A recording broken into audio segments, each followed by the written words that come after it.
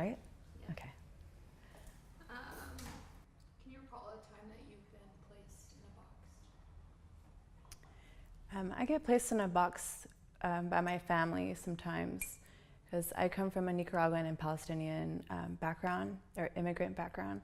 So I feel the pressure as being a first, second generation American to fulfill their dreams of what they envisioned their lives to be, but wasn't. So I almost feel put in a box and like obligated to be a doctor or a lawyer or engineer.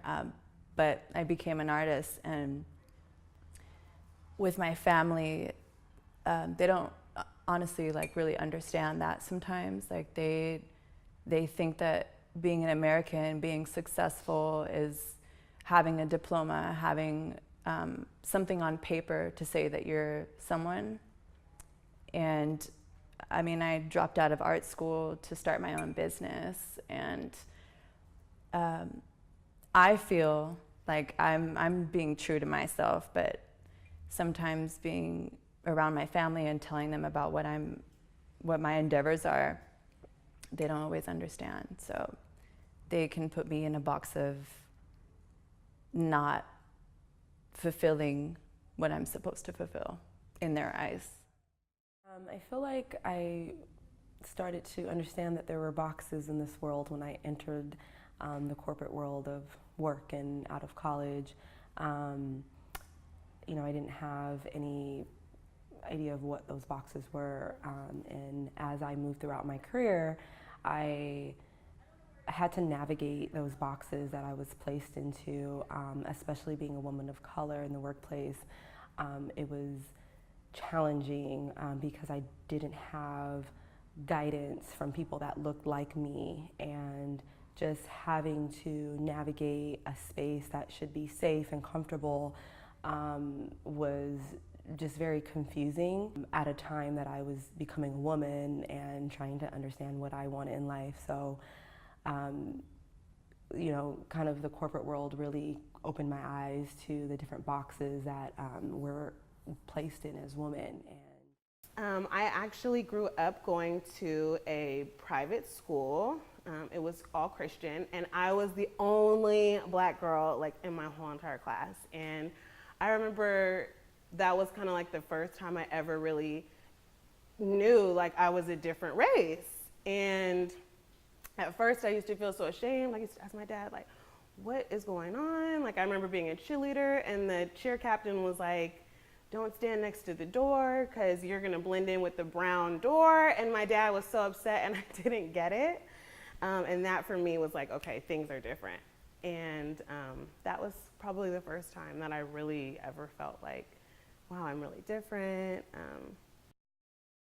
I was raised by a single mom, and I think because she was an attorney, she faced a lot of boxes and a lot of sexism. So growing up, she wanted to really ensure that I valued myself not with how I look and not in my body, as I think a lot of young girls are really pushed to value, or that's how they should value themselves. And instead, she really wanted to empower me to find all of my value in my mind, in my interactions with people, and how I deal with the world around me. And I think with that, it gets really difficult because constantly as a woman, you're bombarded with music and advertisements and this and that tell you that in order to be accepted, you need to look a certain way, that in order to be of value, you have to be beautiful, you have to offer something with your body.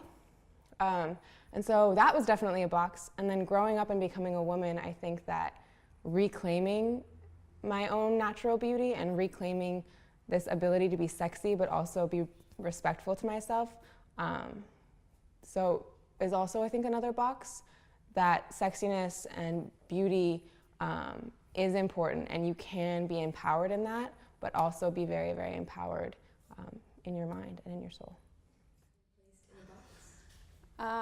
Yeah, I feel like all of my childhood I was kind of placed in this box of maturity, that I was always really responsible and really aware of what I needed to do and what needed to be done. And so my parents weren't super worried, my teachers weren't super worried, and it was kind of this, not isolated, but alone for sure. And in adulthood that transferred into kind of being a rock for people. I feel like everybody has always kind of been able to rely on me, which is great. But it's kind of put me in this place where I'm seen as a lot stronger than I actually am. So. A lot of the time people don't think that I've had to overcome a lot. People don't know that due to this new administration right now, presidency, there are many things that I've had to overcome within the last year. And there is a lot in stake, which is my livelihood here in this country. I worked really hard to help my community, my people, and now this presidency is telling me that I don't belong here. And there is a misrepresentation of what someone who came to this country is, and I'm not that. I grew up in a home that had abuse, and neighbors knew about it because police were called, and I was placed in this box that other kids were not allowed to hang out with me or come to my home. I researched and studied about the effects of childhood trauma, and that really helped me heal past it and really nurture my little self, my young self, and realize how resilient I really am and how powerful I am, and that I'm relatable to many people because a lot of people have had childhood trauma. Maybe my ex-boyfriend. He definitely took advantage of my honesty when we first started dating, and I was pretty honest and told him pretty much everything of my history and totally used it against me, put me in this box as if I was this promiscuous, unreliable, not loyal girlfriend that I never shown that side of him, but he definitely just labeled me like that because I was being honest with him when we first started dating.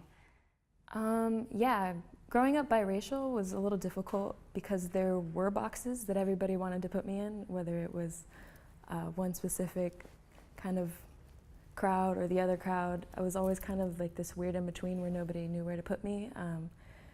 And it took, I'm weirdly gonna get emotional right now. It took me losing myself in trying to become what other people wanted me to be, for me to be able to find my truth and sit in my truth and realize that I don't have to be in anybody's box. I can be one thing as well as another thing and be everything, like a mix of everything at once, and that's okay too. And that's true for me, and that's okay. When I came to America, I wasn't American enough for the African American or American community, and then I wasn't African enough for the African community. So it was a bit of identity crisis that I had to go through to figure it out. But that box is just a box, and I've learned to waver from it and be my own person and be African as hell and be African American as hell and be American as hell. And I'm loving it. I've worked with a lot of men, and they can always make you feel inferior. And as many times as I've wanted to be on their level, and I have been, when I'm having to defend myself, it makes me emotional. And what I've realized as I've gotten older is the only reason why a man or anybody else is doing that to you or making you feel any kind of a way is because they're dealing with their own battles or insecurities. And once I started looking at things that way, I was able to climb out of that box and not feel so stuck. You find the beauty and strength from that pain, and just like owning that experiences and embracing the fact that it's going to be there and it's there for a reason. I think that I'm the type of person who gets very competitive and very stubborn. So the more that people pushed me down and were like, no, the more I kind of got pissed off and was like, yes.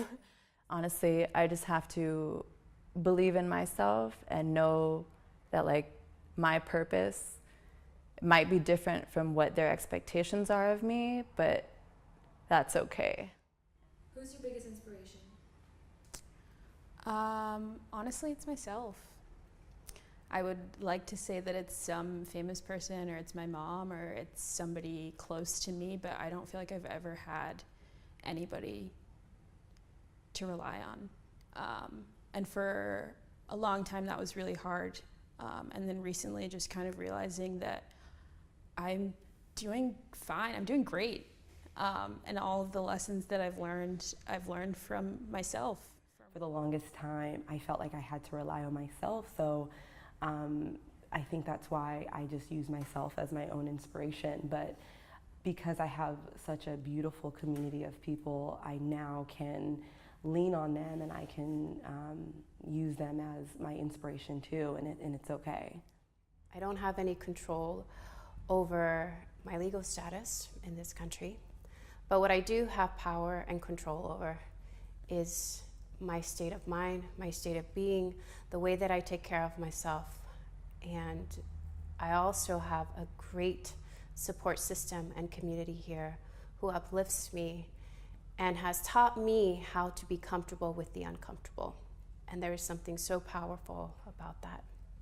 I've never realized how resilient I am until maybe a year ago when changes started to happen.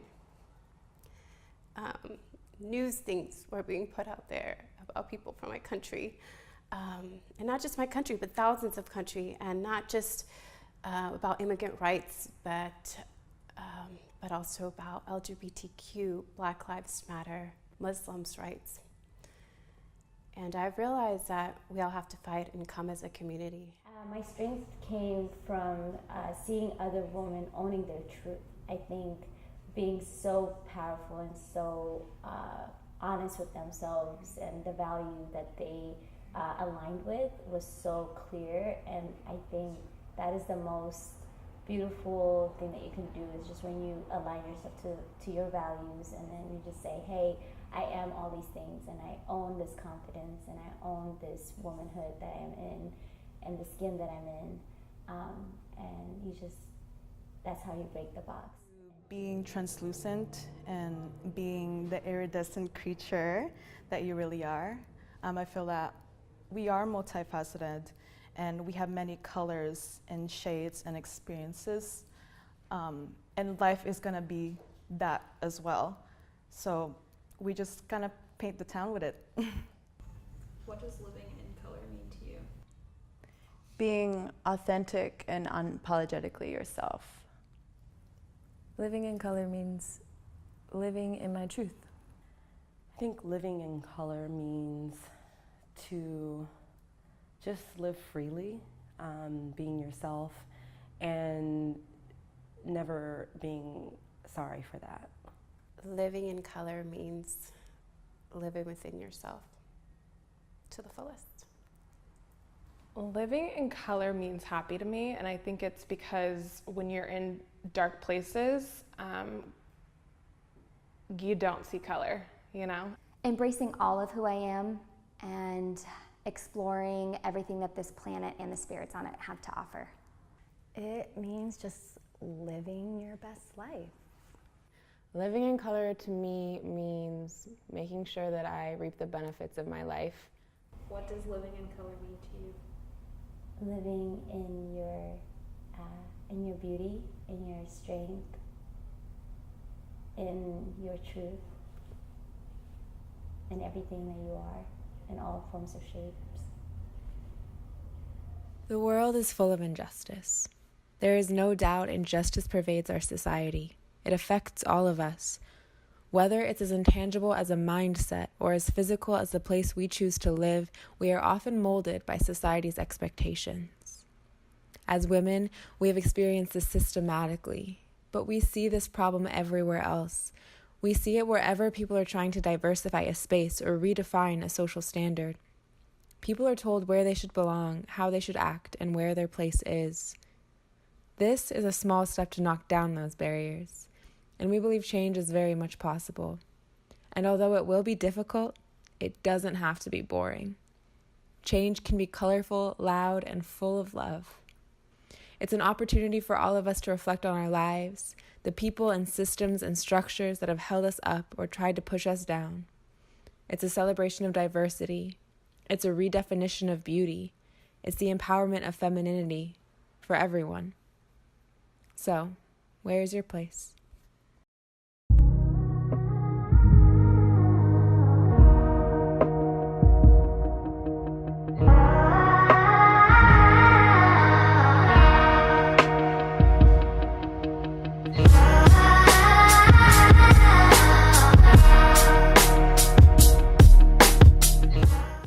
Can we get your name, age, and role in the project?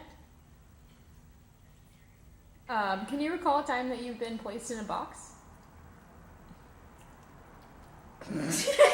My name is Sela Gerlin. I am 31.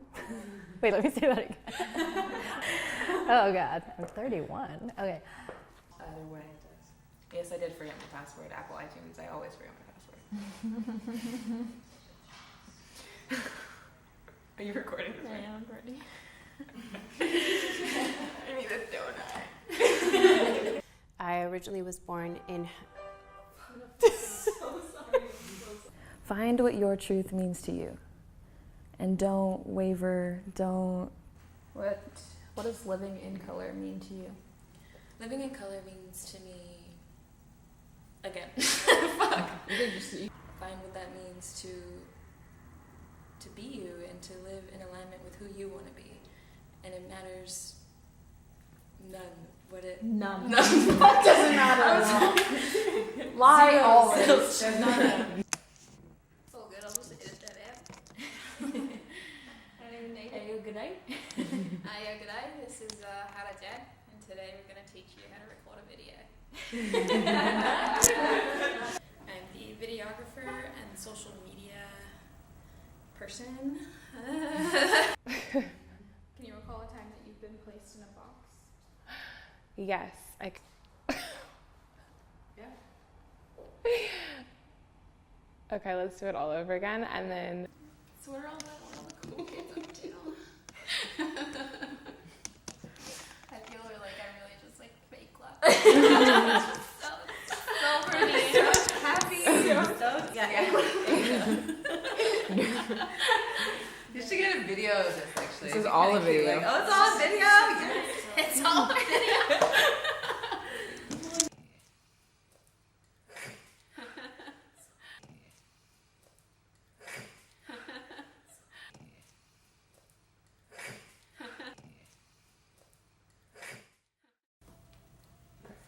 Hi guys. Oh wait, go. Hey you guys.